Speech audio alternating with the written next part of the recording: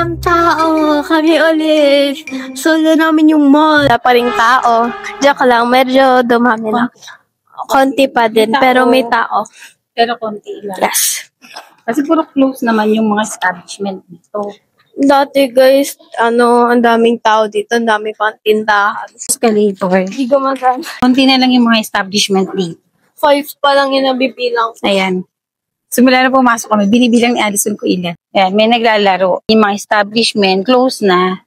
Ayan, nakita niyo naman, di ba? 5. Ayan, Misa. Parang taekwondo. Mostly, yung mga establishment is closed. Actually, itong damit niya, Ay, mama yan. binili ko yan nung nag-work pa ako. After kong graduate nung college. May mga tindahan dito ng mga clothes. Dito ko siya binili. Tapos kasya na sa kanya. Imagine, 12 years old siya. Kasya na sa kanya. Samantalang, ilang taon na ako. Nung parang mga nasa 20s na ako. Nag-work ako. Ayan, close, So, 8 pa lang guys. go small. 8. Nakakalungkot lang. Kasi, one of my favorite malls ito before. Kasi malapit sa work.